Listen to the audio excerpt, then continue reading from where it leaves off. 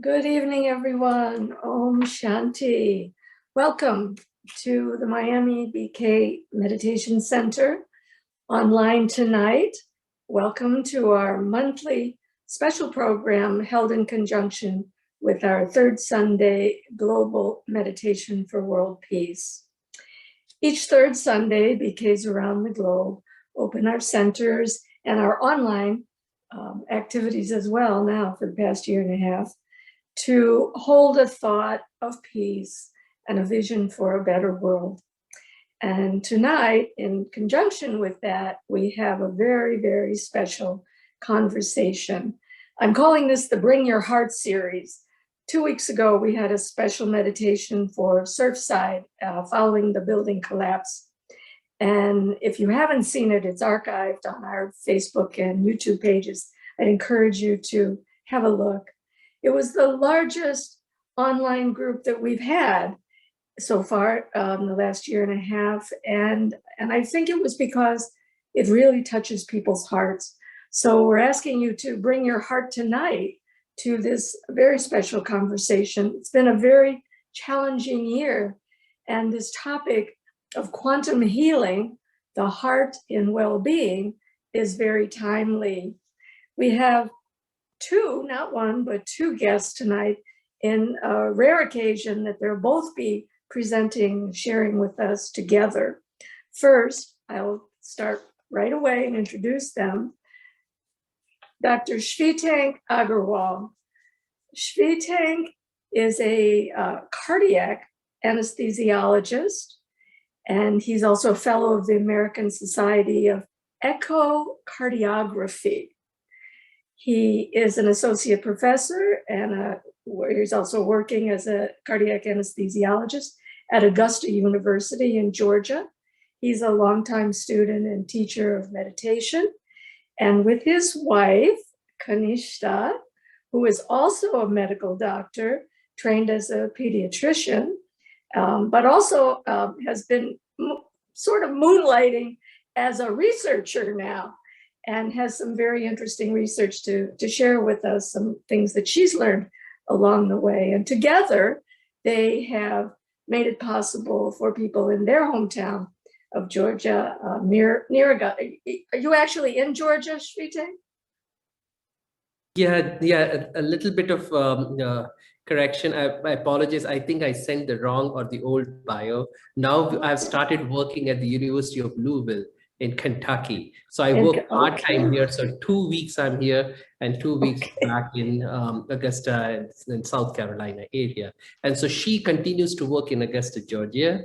And I do part-time here in University of Louisville. And so right now for this 2 weeks here, we are in Louisville.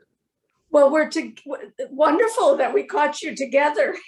That's terrific. Well, thank you very much. So I know we're going to learn a little bit more about you as we go along and what you've been doing and are doing now. Let me just share the format for tonight's program. We'll have this opportunity to talk about quantum healing with our two distinguished guests. And also, if you do have questions for them, please put them in the chat box and we'll save some time at the end. We also, at about 7, we will segue into world peace meditation, meditate together in the power of the group to share these peaceful thoughts.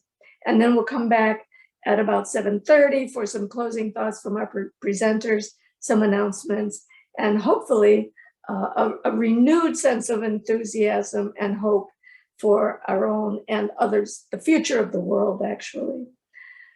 So let me begin by simply asking you both, what do we mean by quantum healing? Yeah, Om Shanti. And first of all, even before we go into quantum healing, a very loving thank you, love-filled thank you to you and the beautiful Miami Center, which I visited a few years back. Still reminisce about that, the lovely time I spent there. Kanishtha hasn't visited the Miami Center, and she always gets upset with me that I don't take her there. So one day I'll just pack her up and send her over to Miami Center. So yeah, it was an amazing experience then, and I'm sure today is going to be an amazing experience spending time with you, Sister Kathy, and with all of you who are connected to the Miami Center. And it's a true honor to be part of this movement that you all have created to be able to serve people, not just in Miami area, and because of the Zoom, to be able to serve people across the world. And I'm sure people from many different areas have joined today and continuously join in your sessions. So good luck with all that you're doing. Congratulations as well. And so now coming to quantum healing, yeah, and let me give you a little bit of understanding of the history of how this phrase or word originated. And this came from Deepak Chopra, a very popular speaker and what would we call him? You know, somebody who has a lot of insight into many of these beautiful things about healing.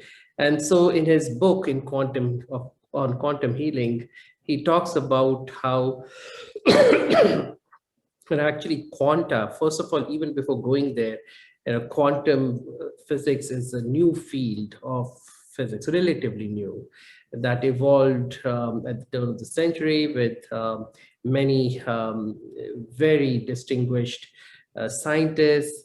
And that's quite a ways different from conventional physics that we were all, or people in those days were familiar with. And it's kind of interesting how quantum physics has changed everything in today's world, including healing. And so basically quantum, that word quanta, comes from the smallest pocket or packet of energy. And so what it is now understood is that, you know, energy exists as discrete packets or quanta.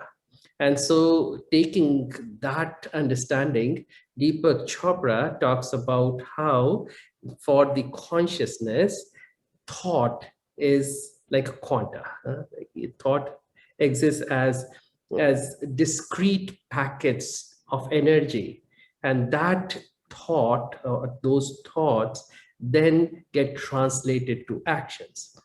But what we have now understood in general about our mind and body connection is that our thoughts have a very deep relationship, very deep connection with the body. So if the mind is not happy, if the mind is not healthy, the body cannot be happy and therefore cannot be healthy. That is across the board now we are understanding, because our thoughts affect our entire biology, our physiology, our immunology, our endocrinology, our neurology, everything you can think of. Yeah, that's how our thoughts affect our entire body. And it is very simple, because as we think thoughts, if they are positive versus if they're negative, there are different types of chemicals that are secreted in the brain. And these chemicals, these enzymes, these neuropeptides, or whatever you want to call these chemicals really, are then secreted into the different parts of the body because of these connections between the brain and the different parts of the body. And these change the way our cells function. Yeah. So Kathy, I think we are frozen onto you. I think the screen is frozen to you for some reason. Is that, or maybe I see you. Are you? You okay. may be spotlighted. Okay. So okay, that's wonderful. However it is, I'm sure it's wonderful. But anyways, so to understand going further, you know, now this is wonderful what Deepak Chopra has talked about in the book. But through my understanding of consciousness as a student of the Brahma Kumaris in the past 21 years, I've tried to explore this topic much deeper. And in the past few years, I've understood that actually this shift of our thoughts from negative to positive so that our body can heal, which Deepak Chopra talks about, cannot really happen until we develop what I like to call as quantum consciousness. And what is this quantum consciousness, which Brahma Kumari's Raj Yoga meditation talks about as soul consciousness, if you will. See, what happens is we exist, we as human beings exist as two discrete, if you will, but very interconnected existence. So two different dimensions of our existence happen parallel as we live our lives. One is our physical component, physical existence that we are so familiar with, where we see our body in the mirror, where we see the things that we own, where we see the trees, the plants, the grass, yeah, the cars, the houses, the moon, the stars, and everything else. But there is a different dimension, the dimension of the being, the soul, the spirit, the consciousness itself, where there's no matter really. Yeah. And so how we need to understand this quantum consciousness is by understanding that when scientists were trying to look at subatomic particles, so really speaking, anything that you can look at, any matter, say if it is this bottle, say it is this table, laptop, whatever it is made up of molecules. And these molecules come together. There is electrostatic and covalent and other types of bonds which keep these molecules together. Now, within these molecules are atoms. So in other words, these molecules are made up of atoms. And then within these atoms, there are subatomic particles like electrons and neutrons and protons. But now we know that there are something even smaller than these electrons and protons as well. But anyways, so there is a space. There's a space between the molecules within any object that we see around us. And then there is space between the atoms within the molecule. And then there's a space between the subatomic particles within the atom. Now, what we are realizing is that the space between the molecules, the space between the atoms, the space between the subatomic particles is huge, tremendous as compared to the atoms, subatomic particles, or molecules for that matter. So in other words, any object that you can see, feel, touch, know about actually is comprised of 99.99999, and you can go on for a little bit, percent just pure space. You know, if I may interject, it reminds me, I had a colleague who was a professor of art, and she would always say that her job, you know, the famous story of Michelangelo's David, she said her job was to teach students not to see the object, but to see the space around the object. And that's kind of what you're saying. That the Michelangelo would say that the David, it just sort of appeared out of the space when he was sculpting. He didn't sculpt from outside in. It just appeared from the space. So is that kind of what you're saying? That this consciousness, quantum consciousness, is the ability to see the space? Correct. And to exist in that space, because the space is where everything really happens. You see, in a way, even like in a sentence, you know, I know the words create meaning, but actually the space is very important too, you know, because without the space, the words won't hold any meaning. Here too, you see, in a way, the house, say any apartment, any building, there are walls. Yeah, but where do you live? You don't live inside the walls. You live in the space between the walls. So the space is important. So truly, and if you look at it, the amount of space inside a house is way bigger than how much the house is occupying, the walls really.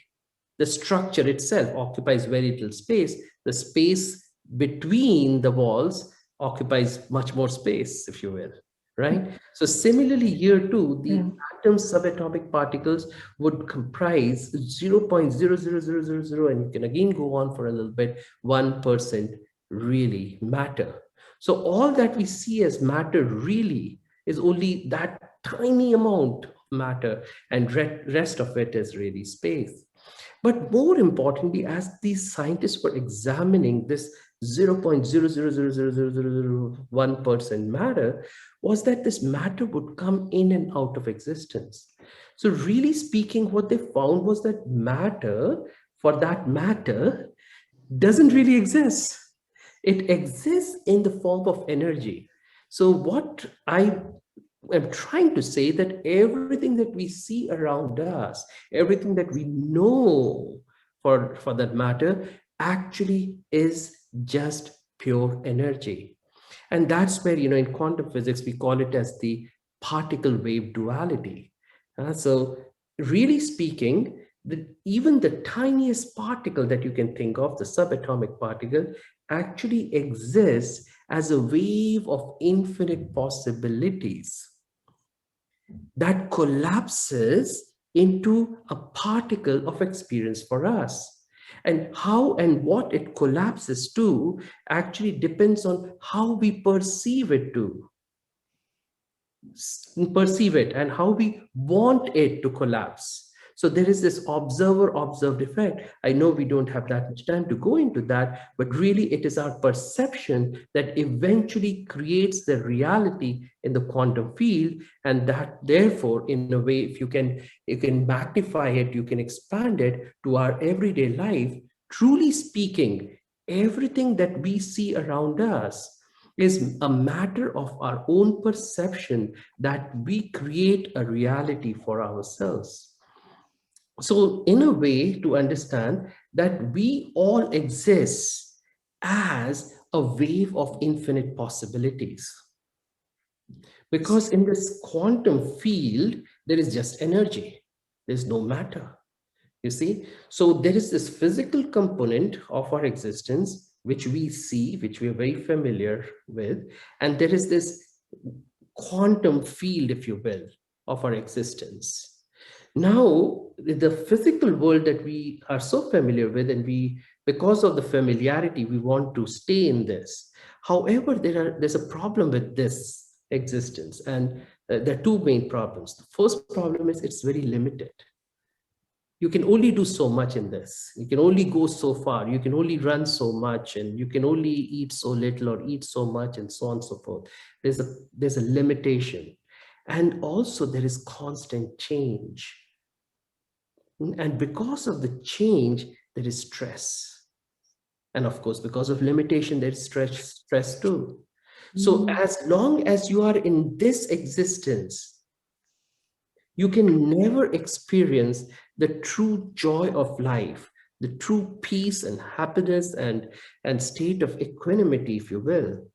And so if you want to experience that, you will have to step into your quantum consciousness or quantum existence, that you exist as pure energy that can manifest itself in whatever form and whatever you want it to be.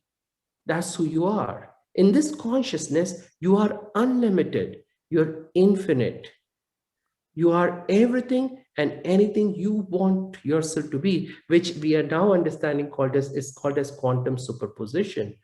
And that atom can exist, actually, they've seen that it can exist in infinite different types of shapes and forms and positions in the same quantum field. And that's how we are too. So as soon as you step into this quantum consciousness, you begin to experience that unlimitedness, the infiniteness, and there is no change. It's constant because it's pure energy. Energy cannot be destroyed or cannot be created. It can change its form, it's constant. So then what happens is your stress goes away. And when your stress goes away, then you create this happy energy within yourself, which leads to secretion of or release of happy chemicals within you, and your healing happens. Seems very simple. But this is basically at a practical level what Kanishta, what you were researching. Is that right? Yeah, that is so true.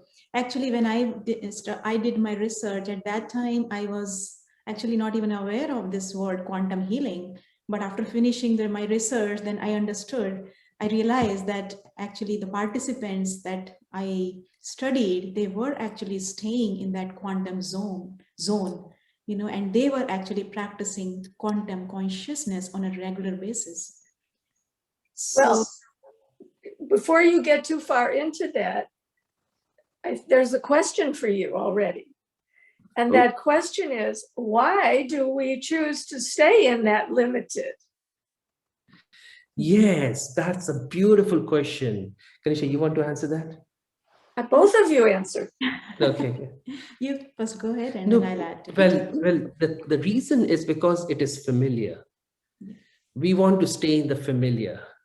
But the problem is when we stay in the familiar, we create the same thing again and again.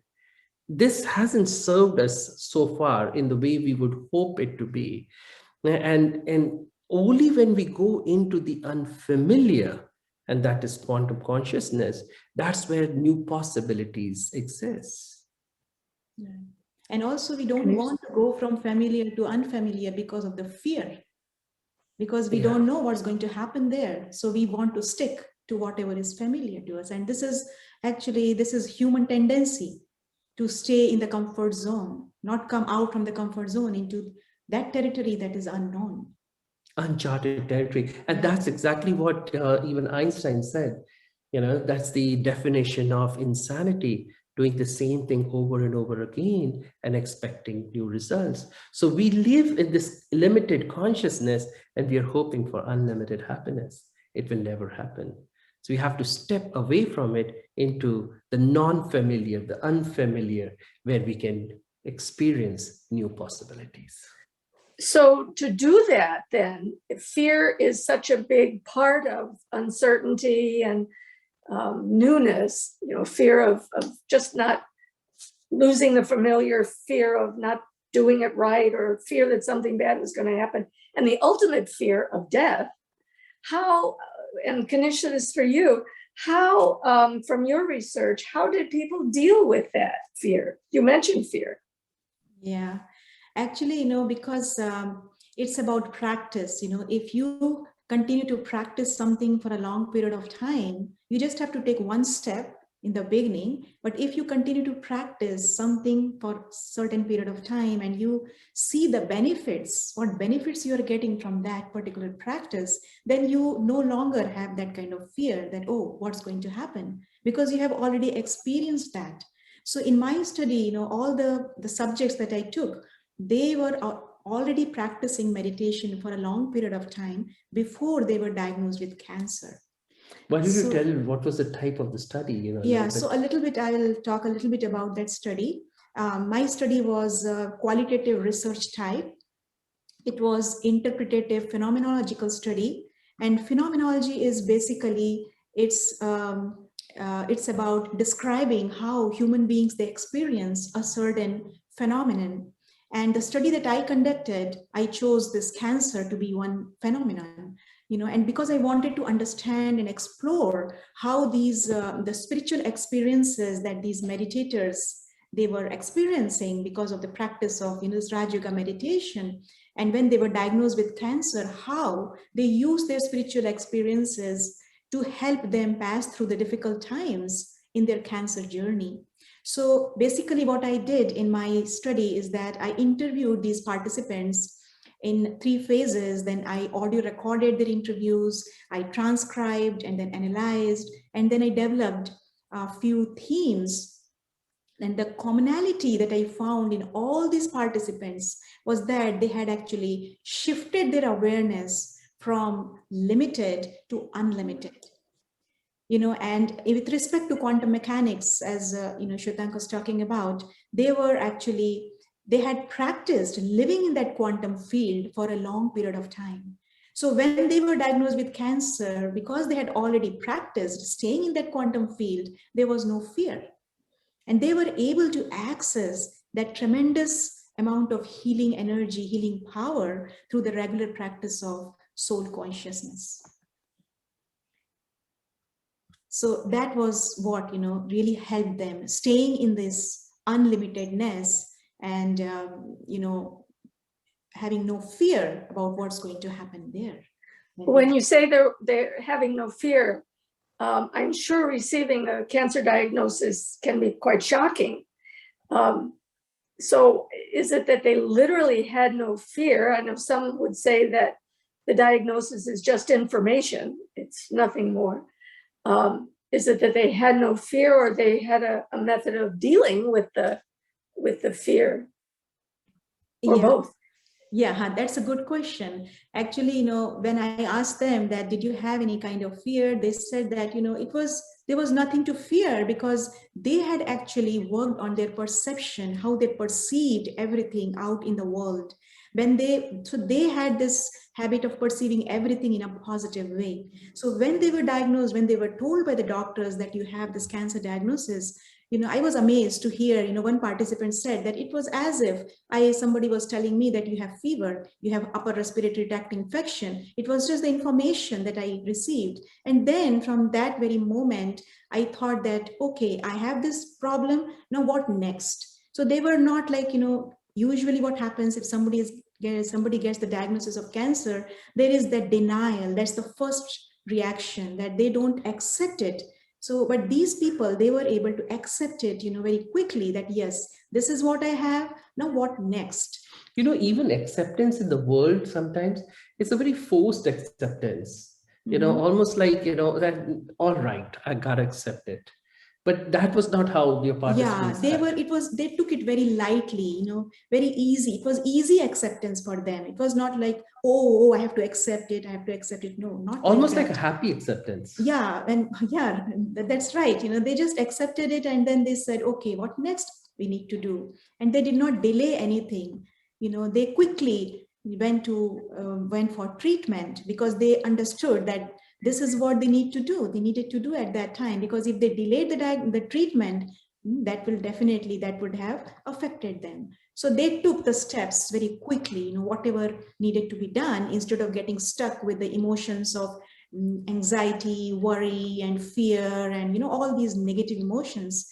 They did not have those emotions at all, and they were kind of, they were very happy that, this is how they're dealing with their diagnosis. That's very, very interesting. It sounds like you're saying that decision-making is easier when there's that kind of clarity and understanding. There's no ruminating or wondering, or just move ahead. I'm sorry, Shvetank, go ahead. No, go ahead. That's. I was just saying that's so true. Did anything surprise you, having done all these interviews? Did you expect to get these answers, or? Really speaking, yes, a few things definitely surprised me. And one of the things was that, when one participant said that, I am not, the soul does not have cancer. That really struck me. She said that, this body is like my car, a vehicle, and this vehicle is just going for a repair for some time. So why to worry about this car? It's like, just like physical car we have, and we take the car to the mechanic, and we tell the mechanic that, okay, this car needs repair. And then we are happy after some time, we know that this is definitely after some time I will get the car back. So that's how they perceived their body to be. They said that this body I am not my body. I am not my, any of the organs of the body, but I am a soul. I am that energy. I am that life force. I am the driver of this car. So I should not get worried about anything. So that was one thing that they practiced, and that really surprised me, that how these people were really practicing it, seeing themselves as drivers, and not as something, you know, that they were worrying about, that, oh, I'm going to lose my body part or this and that, you know, not like that. And also, you know, they were like role models, inspirational role models for others, because they said that when people would come to see me, they would say, they would address me as a patient, but I never saw myself as a patient. I was not a patient. When they would ask me, how are you, I would say, I'm fine. But then if they ask me, how is your health? Then I will tell them that my body, yes, my health is a little bit down, but I am fine. So that was really striking, that, you know, what, how they were seeing themselves. They were not seeing themselves as the physical body, but they were seeing themselves as that pure energy. And that's why they were repeatedly, they were saying this to everyone, whoever would come to them, that I am fine. Yeah, that's the quantum consciousness. That's the quantum consciousness. They were really practicing that. They were living that reality. It was not just in theory, but they were practicing that. So that was very surprising, you know. So Kathy, since we have a little bit of time, I just want to take us and everybody around into this understanding of how, when we have negative energy, you know, that we think negative, you know, which is very easy to happen for all of us. You know, things happen, situations happen, our body, like in this, it may be cancer, but it could be something even simple, you know, or we could break our leg, or, you know, something may happen. But right away, we start thinking negative. And when we start thinking negative, the kind of damage we do to our bodies is tremendous. It's tremendous, really. And, you know, now we are understanding, even WHO has come up with this understanding about cancer, that by 2021, which is already now, you know, the statistics, actually, it is earlier statistic that is being extrapolated to now, that by now, or by very soon, every second human being, that is 50% of the world's population, will end up with cancer during their lifetime. So if there are how many, 27 people on this right now, so how much would that be? 13.5? Yeah, will end up with cancer during their lifetime. And the reason for this is not environmental pollutants, not even food. Actually, it is the stress that we're creating, the negative thoughts that we're creating. So, oh, this happened, oh, that happened. It's almost as if we are boiling ourselves in this negative soup. And we are now understanding that all of these chemicals then can go inside our cells and change even our genetic expression. So think about it. You know, we think that our genes have been transmitted to us from our parents, but actually it's not just our parents, it's our ancestors too. And we have now understood that certain genes get expressed and certain genes get suppressed as they go from one generation to the other. You know, sometimes we will find that the great grandfather or grandmother had a certain physical trait which got suppressed. The daughter or son didn't have it, the grandchild didn't have it, and then the great grandchild manifests that physical trait, you know, it gets expressed. And so in other words, we carry all the wonderful genes for being healthy, and we carry all the horrible genes, if you will, to have cancer and other illnesses. I don't even want to go into that word because it's become such a buzzword, but it's called as psychosomatic. And Kanishtha has come up with even a little bit of extension to that, a spiritual psychosomatic.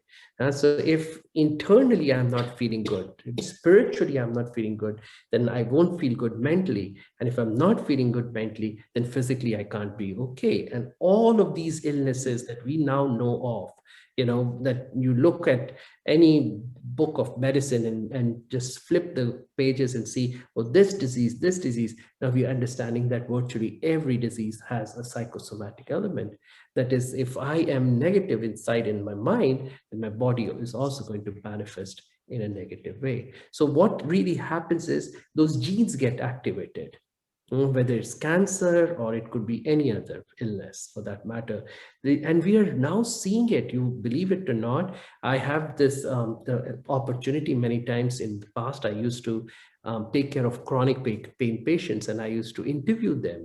Many times we won't have that much time to sit and chat with them, but sometimes I would, and I would see these patients of chronic pain because of cancer many times. I would see these were such young people. Why are they having so much of pain? And why are they even having cancer at such an early age? Some of these cancers, if you look at the books, clearly they would happen at the age of 50, 55. But now I'm seeing them at the age of 18, 20, 25. So what's going on? And so much of chronic pain. And so then I would ask them, and they would tell me about their childhood trauma, abuse, whether it is physical, whether it's emotional, or whether it's sexual. All of these things people would hold on to, or it is some sort of a marriage or a relationship that went sour and is continuing to go sour for many years, now manifesting as these illnesses. So this stress, the trauma that we create within ourselves, I know on one hand, we can always say situations happen around us. How do we handle it? We have to have stress in our minds. But what we are now learning is that if we can enter into that quantum consciousness, we can sort of free ourselves from these traumas, if you will, and remain in that stable state so that we can create happy chemicals to be able to heal ourselves. Is it making sense now for everyone? Because if we are in this physical consciousness, it'll be always, why did this happen? How did this happen? There'll always be this negative energy that will be created, which will not allow us to heal. In fact, it will cause more harm. But like these people who, despite having cancer, now, cancer has happened. What do I do? Negative, negative, negative. We have now seen that when you have negative thoughts with cancer, there is more chance for cancer to spread. And also the treatment, even if they take the treatment, they end up with complications. And it is less effective. We've seen it across the board. And then cancer recurrence, even if you somehow are able to be in remission the cancer goes away, it comes back. There's recurrence to it. Yeah, so you end up with cancer. So not just cancer, but every other medical illnesses that we are now understanding. So here you think of it, a negative diagnosis, right? Negative, big deal. But they were able to handle it well. And so they were able to cure themselves. Well, I was going to ask that. Are you saying that these patients had better outcomes? Doesn't mean they were cured, but at least they had better outcomes in terms of side effects or complications. Right, they were able to come out, their recovery was very fast. And I was surprised to hear that, one of the participants said that, I had my surgery, I took my chemotherapy, and the very next week I was out for my job. I started my job. So in 3 weeks, everything was done, and he continued with his job. So it was so fast, although his cancer was not like a simple one, but it was kind of advanced, but still he was able to come back to his normal routine very quickly. Yeah, and I'm not saying that you will live eternally. Yeah, this body is matter, and it's going to change. It's going to change. But that change that's happening, see, on one hand, in the world, nobody wants to age, and getting Botox injections and all of those things to try to look healthy and young, but it's not really working. Yeah, it doesn't really help eventually in the long run. But when we are happy and contented, and that stable mindset, in that quantum consciousness, we're able to create the right kind of chemical environment within ourselves. So we are able to live longer, actually. And also, the quality of life, that is also, definitely, it's definitely much for better. Sure. And also, in chromosomes, our chromosomes are genetic material. There is the last part, the edge of it, the end of it, is called as telomere. And there's an enzyme called as telomerase, which snips it off. Yeah, and so when we are in happy state, actually the telomerase doesn't work, and so there's no snipping of it. So in a way, the longer the chromosome, the longer you live, and so if you snip it off the end, then you live shorter. And we have seen it again and again in research that people who meditate, even short-term meditation, can help with the telomere lengthening. So you can Well, live. speaking of research, Kanishta, was your research published, or is it available? Or some of the, there's been some questions about some of these studies. Other people would like to read up more on it. Sure. Actually, yeah, my pilot study was published, and my dissertation study, it is actually, it's maybe Pending. Yeah, it's pending. Okay. Yeah. Oh, I understand how that is. So yes, and actually, I will ask you if there are certain references that you think we should be aware of, or if we want more information. I personally would like to read some of it because I'm not schooled in this. Maybe you'd share it and we can post it on our channels, on our Facebook and our YouTube channels for people to read a little bit more.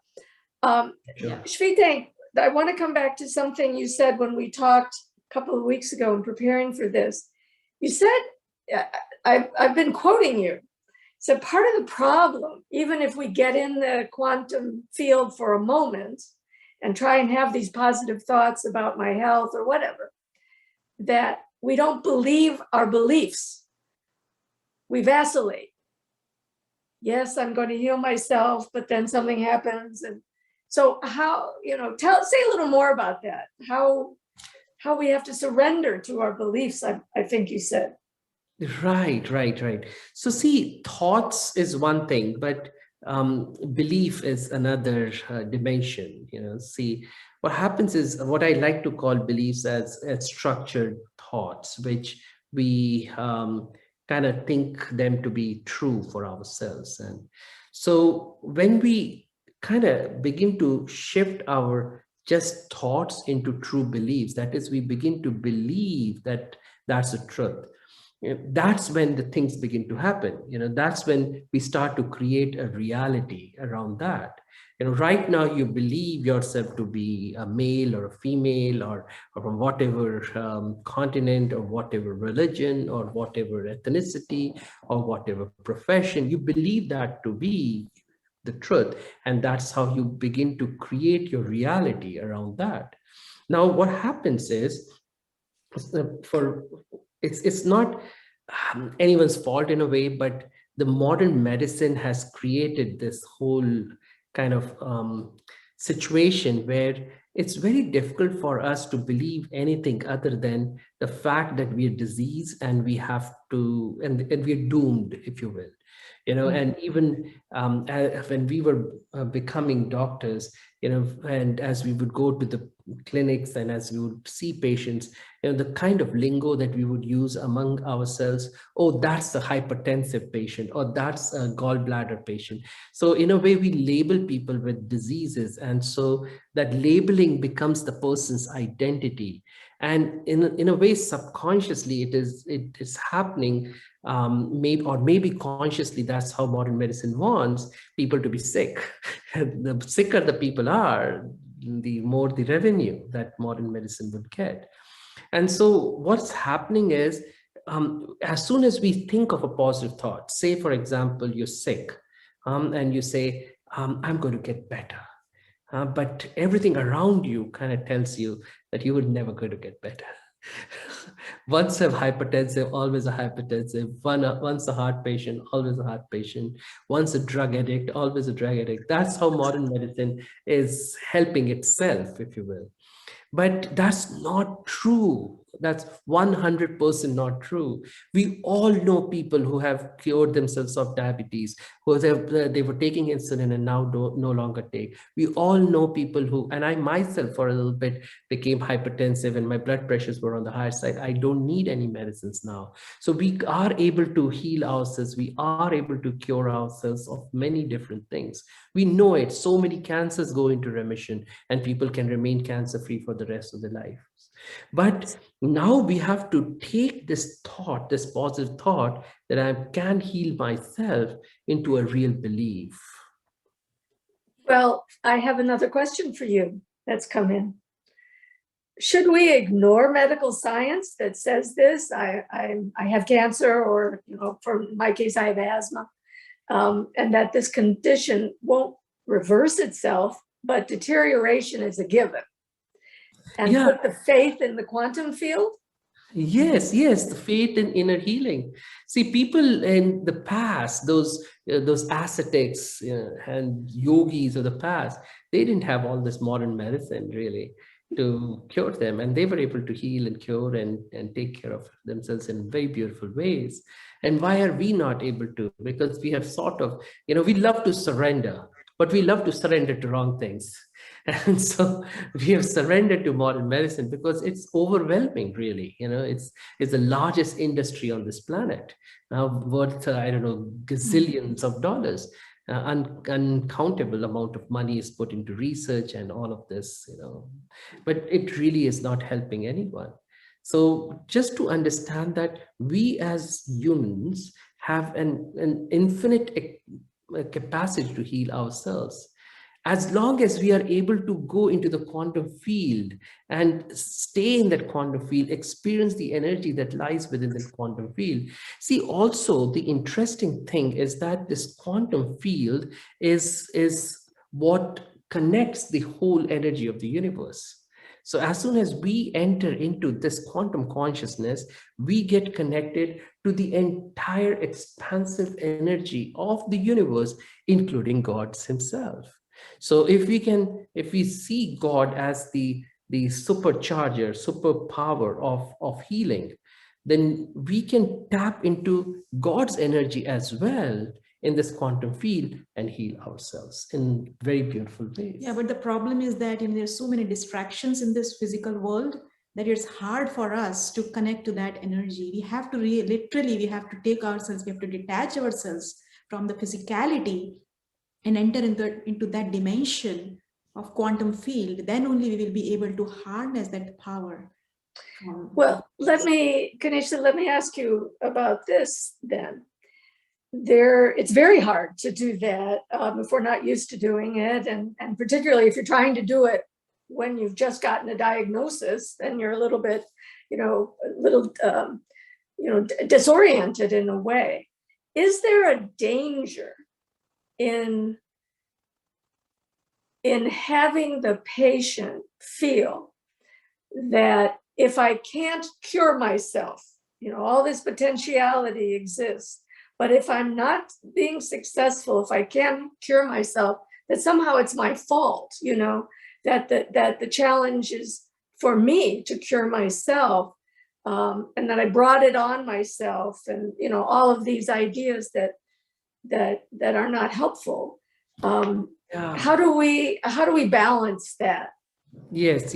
Yeah. At times it can be difficult to reconcile with that, See, this is a new paradigm of understanding, which my hope is that people will take some time to reflect on and see what Raj Yoga meditation has helped us in understanding, as well as this understanding of quantum mechanics, is that eventually everything lies on us, in a way. It brings the responsibility back to us. But sometimes that can be misinterpreted as we are the ones who have destroyed ourselves. In a way, maybe yes. It's not a bad idea to understand it in that way too. But the beauty is that if we have done this, we can also undo it. Yeah, and we can fix ourselves. So in other words, if I am the one who put the cell phone here, I can take it and put it here. Yes, if I say, oh, darn, somebody else has put it, and I have no capacity to change its position or change and put it somewhere else, then I have to rely on someone else to do it. But it almost, in a way, empowers us to heal ourselves, because truly speaking, we do hold all that energy to heal ourselves within us. All we have to do is to harness it. And the only way to harness it is to enter into the quantum field. And part of the work that, or the pleasure of being in the quantum field, I would think, is about becoming truly aware of myself as energy, as a soul. That's And infinite, that's eternal, that's perfect. That has infinite capacity. That is like a wave of infinite potentials. so in that consciousness, then there wouldn't be the idea that I'm to blame necessarily. We would understand that situations happen. There is a drama in everyone's life, as well as in the world, and that I can only bring my best self to it without a lot of the emotions and the judgments and all of that. So it strikes me that, Kanishtha, the people that you were interviewing had done a lot of that work for a long time. So they were prepared to be in that field and to do the healing. Is that right? Yeah, because every single day, in Brahma Kumari's Raj Yoga, every single morning, we have this spiritual passage that we read, and that gives us so much strength. And that's what, these participants told me, that irrespective of whatever was happening in our lives, we were able to maintain our regular spiritual routine. We did not miss listening to this ancient wisdom every single day, and that was really giving them the strength, the support, the spiritual support. And that comes through repetition, reinforcement. And that's where what I was saying, that belief becomes your reality. When we repeat it to ourselves again and again, when we truly surrender to the new belief. So right now, say for again, going back to what I was saying earlier, so if I believe that I will not be cured and I've surrendered to that, no force, no energy of the universe can heal me, cure me, do anything worthwhile with me. But if I can surrender myself to the new belief, and reinforce it again and again to help me surrender even more, then that new belief will become my reality. And no matter what happens around me, I can still be able to heal myself. Yeah, so that there's this certain degree of suggestibility, and I like to talk about this, although we don't have that much time today. But there's this whole field of hypnosis and hypnotic suggestions, and there's this component, of suggestibility and how suggestible we are. So somewhere, what also has to happen is we have to take ourselves to that childlike consciousness. And that again happens in the quantum field. As we practice that more and more, seeing ourselves as just that energy, the drop of energy, point of energy, just that infinite consciousness, then we also are able to take ourselves to that childlike state. And so like a child, you tell the child, oh, there is going to be a tooth fairy, there's going to be Santa Claus, and the child accepts that. So similarly, the child within us, as we allow it to become alive, if you will, again, then that child is able to then totally surrender itself to the new reality or the new belief. And therefore, as it surrenders itself to the new belief, it becomes the reality. Becomes reality. I would love to have doctors like you. So how does this consciousness change the interaction between a doctor and a patient? Yes, very good, very nice question. Oh my God, this question is so beautiful. Thank you for asking that, Kathy. See, what happens is our consciousness tends to spill over onto people around us, and kind of gets transmitted as well. So as we see ourselves, people begin to see us. That's one thing, as we observe ourselves, as we see ourselves, as we perceive ourselves, we kind of create, and there's this whole now field of mirror neurons. So the emotion, the energy that you create within yourself, people around you start to create. So if you see yourself as a healed person or healing person, people too will start to perceive you as that. That's one thing. But secondly, as you begin to perceive yourself, you begin to perceive others. So if you see yourself as a healing soul or a healed soul, you're able to also see others in that same light. So in other words, so if the patient is coming to me and has cancer, see that person also existing in the quantum field, although that person is not really, but I see that soul as living, or that person kind of in that quantum consciousness, then that will create the necessary energy for that person to also, at least temporarily, experience quantum consciousness. Is it making sense? You know, like, for Yes. example, if you are imagine just right now, if you imagine a nice puppy, a golden retriever puppy, and you're playing with it, and you all those lovely warm emotions, and what will happen as you do that and you walk into a room, people around you who are sitting in the room, maybe having a different conversation, will also begin to at least temporarily have those kind of same emotions, depending on how strongly you are thinking. So say, for example, for 1 second, you're thinking about this puppy, warm, fuzzy feeling. Next moment, you're thinking about, oh, I have to pick up that Amazon order, I have to do this, I have to do that. That won't help. That will be a kind of weak kind of energy that you're creating. But it's if you're just maintaining that thought, oh, what a, wow, what a lovely puppy, the same energy will be experienced by people around you.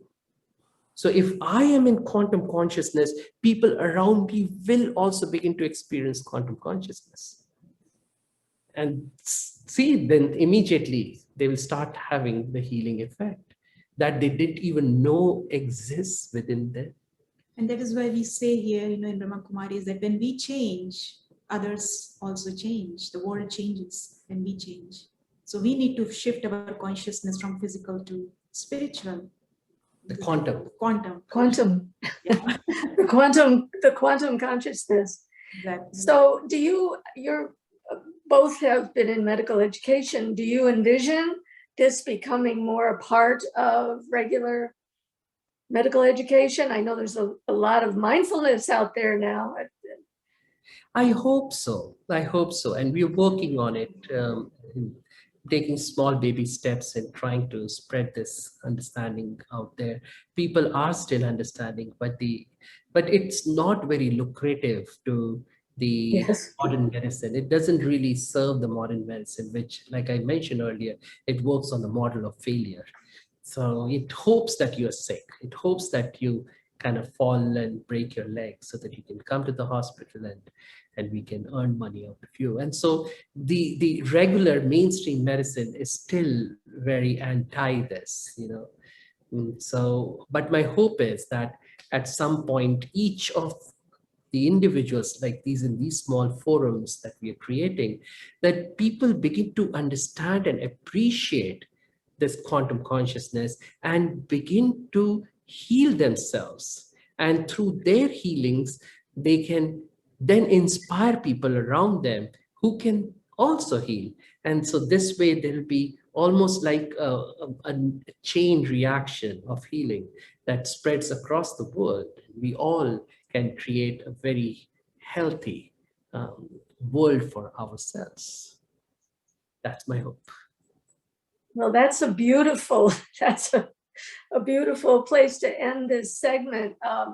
If there are any questions, we can take a couple of them, and then I hope we will maybe give us a little guidance about how we can enter the quantum field. First of all, any questions? Any other questions? There are many questions. I know we're going to have you back to talk about the psychosomatic element, our belief system, a little bit more about developing that practice, and certainly how we bring our spiritual practice into or how it is the quantum field in a way. So we have to do a follow-up. For sure. See, each of these is a topic in itself to explore. Yeah. And so we have Sister Wadi now with us. Welcome. Oh, I've been thoroughly enjoying this. Thank you so much. And thinking about, and you've kind of responded to it, but where medical science has said, and two conditions that, and I don't even like to say I have them, but that these things don't get better, they only worsen. And so I was thinking one of the things, and maybe it's what Kanishtha was also finding, that you go from the idea of disease to complete ease. You know, that, okay. and then in terms of being the devil's advocate, can we say, and I know questions would arise, well, what about children? What about little babies? There's no question of thinking. We know it a little differently, but have you been able to make any connection between, as I certainly know that I can personally, but is it an absolute that these particular kind of thoughts result in this particular ailment or affect this particular organ? That's a lovely question, Sister Wadi. I don't think the modern medicine, or for that matter, any research has tried to look at that specifically, that this particular thought and linking it to this particular disease. But for sure, it could be. It's very difficult to really quantify that. But in general, what happens is the same kind of thought may manifest itself in different people in different ways. So so it is less about the actual thought, but the energy that it holds. So in other words, if it is, how negative is the energy versus how positive it is. And that negative energy then can go into the body. And I don't know, but my understanding so far has been that it can affect anything and everything, and it actually does. Now, depending on what kind of genes one holds, there could be expression of a certain gene, or turning on of a gene, or turning off of a gene. So in other words, my negative energy may end up with rheumatoid arthritis. Her negative energy could end up with maybe a tumor. And there could be something more that we don't understand yet. And so your question is beautiful, and I'm sure there is more to it because it's coming. Right. I do have experience, of making at least some connections. But as you say, it could be unique and particular to each one. And we know that there's a learning, that at one level we know that the ailment or whatever is not a bad thing, because it's also showing us something. And then, although we keep talking about this in terms of thinking, and we see how some people just automatically operate in that zone, they've never heard these words before, but they're just automatically there. And I think that one of the most important things is, as you implied, good thoughts about other people, but beyond the thinking, there's also the question of words and actions. And actions, because I don't see too many bad actions perpetrated by people around me, but definitely at the level of words. And so I think that, do I work backwards from my words and learn how to zip it, and then get to my thoughts? Or anyway, I leave you to help us with that one. No, Sister Wadi, that's a beautiful question. See, eventually, as you know, you've been doing this much longer than us, and we've learned so much from you that we know that it is all at the level of the mind. But even before that, it's at the level of the soul, the spirit, the life force. And so in a way, when we are working at the level of actions, or at the level of words, or even at the level of thoughts, it really is not going to be as effective as we work at the level of the spirit, the soul itself. And so the easiest way to work at the level of souls is the thoughts, in a way, because that's the closest to it. And so if we work at the level of words and go backwards, it really won't be that effective. Okay. Yeah, because eventually, though we are changing the words, the thoughts are the same, negative. So kind of we begin to mask, create a facade, sort of create a dissociation between negative thoughts and words. Oh, so I'll be speaking sweetly, but I'm still having bitter thoughts in my mind. So that won't be that effective then.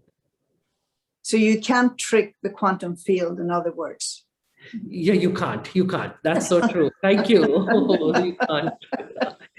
Yeah, thank you. Because it's a very simple equation in the sense that anyone wanting to manipulate could theoretically manipulate it. But as you're saying, that the quantum field won't be tricked. Yes, yes. And one Yeah. thing So that intention. Yeah, one thing that I would like to add is that, in my study, what I found that these participants, because they were kind of becoming more and more, soul conscious during their cancer journey, they were practicing more soul consciousness. They Or were the quantum consciousness. soul consciousness. So they were coming into that silent zone more and more. And one of the participants, she shared that, I was becoming more and more humble in my connection with others. Yes, So when you enter into yes. that quantum zone, quantum field, Yes. your words, your interactions with others kind of starts to change because Beautiful. you are connected with that, So the very process of entering into the quantum field and staying in there will prevent you from being manipulative, if you will. Thank you. Well, we definitely have to have you back for this, for a follow-up on any of these topics. But what I'm taking away is this real curiosity about the quantum field and learning to explore it and reap the benefits of it. And it's really just a matter of knowing myself at the end of the day, knowing myself as a spirit in that great quantum field of energy. So this would be a I add one more thing, that in my study, because these participants were in the quantum zone, they were growing spiritually. So what is now called as post-traumatic spiritual growth. But because these participants did not see their cancer to be a trauma, I kind of modified this word to be like, post-cancer spiritual growth. Wow, beautiful. If you are in the that's a beautiful. if you're in the quantum consciousness, even something like cancer becomes a source of you rising to even higher levels. And some of them even shared that this was blessing in disguise. Wow.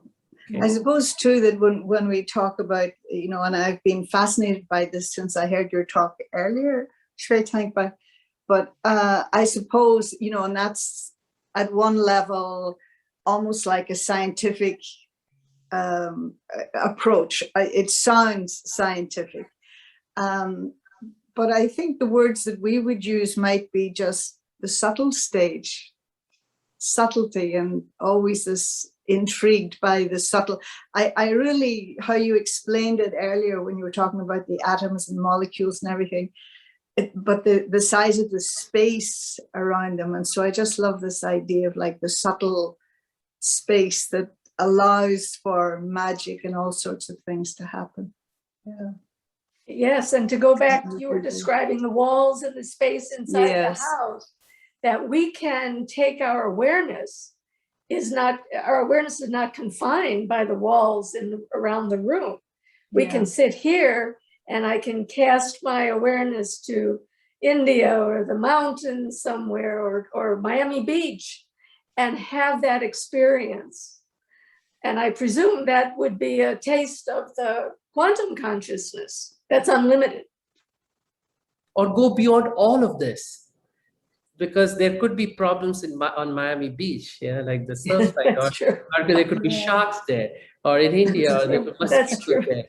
Yeah, so go beyond all of this, and then right there you are able to connect to the energy of the intelligence of the universe and to the intelligence of God and all the healing energy that God holds within Himself. And it starts to flow into you. Beautiful. So let's do that now. Let's have some meditation together, and then we'll come back for some final thoughts and experiences of the quantum field.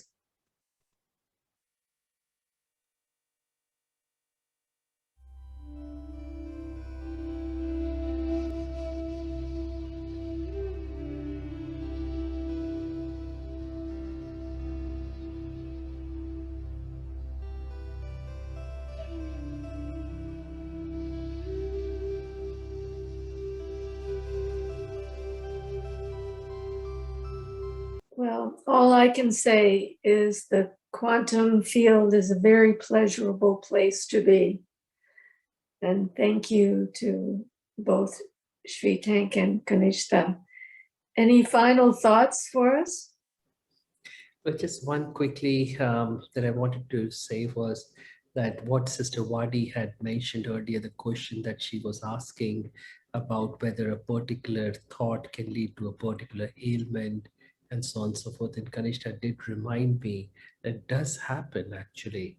And like, would you like to say something about that? Yeah, because I remember I had heard somewhere, or maybe I had read somewhere that one patient, he had shoulder pain, and then he was asked. He was asked about his history, and then he said that he had a lot of family responsibility.